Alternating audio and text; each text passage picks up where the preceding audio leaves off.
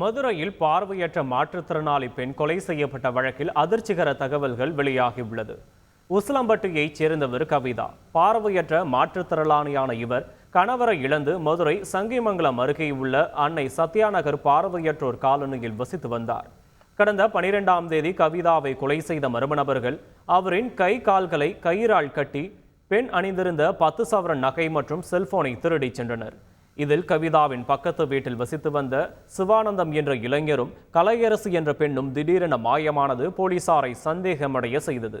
விசாரணையில் கணவரை இழந்து தனியே வசித்து வந்த கலையரசியுடன் சிவானந்தம் குடும்பம் நடத்தி வந்ததும் தனக்கு தங்க நகைகள் வேண்டும் என கேட்டு காதலிக்காக பார்வையற்ற மாற்றுத்திறனாளியான கவிதாவை இளைஞர் தன் காதலியுடன் சேர்ந்து கொன்று நகைகளை திருடிச் சென்றதும் தெரிய வந்தது. பெரும் பரபரப்பை ஏற்படுத்தியிருக்கும் இந்த சம்பவத்தில் தலைமறைவாக இருந்த கலையரசையையும் இளைஞர் சிவானந்தத்தையும் கைது செய்த போலீசார் இருவரிடமும் தீவிர விசாரணை நடத்தி வருகின்றனர். சென்னை கொடுங்கையூரில் பேருந்து நடத்துனர் ஒருவர் கத்தியால் குத்தி கொலை செய்யப்பட்ட சம்பவத்தில் போலீசார் இருவரை கைது செய்தனர்.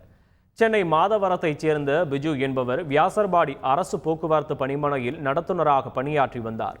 இவர் அனாதை ஆசிரமத்தில் வளர்ந்த பெண் ஒருவரை திருமணம் செய்து கொண்ட நிலையில் தம்பதிக்கு குழந்தை உள்ளனர். இந்நிலையில் மாதவரம் மில்க் காலனி சாலையில் உள்ள டாஸ்மார்க் அருகே மர்ம நபர்களால் பிஜு கத்தியால் குத்தி கொலை செய்யப்பட்ட சம்பவம் அதிர்ச்சியை ஏற்படுத்தியது. விசாரணையில் மாதவரம் பால் பண்ணையை நேர்ந்த ரெனல் விக்ரம் மற்றும் செங்குன்றம் பகுதியைச் சேர்ந்த அரவிந்த் ஆகியோர் பிஜுவை கொன்றது தெரியவர இருவரையும் போலீசார் கைது செய்தனர்.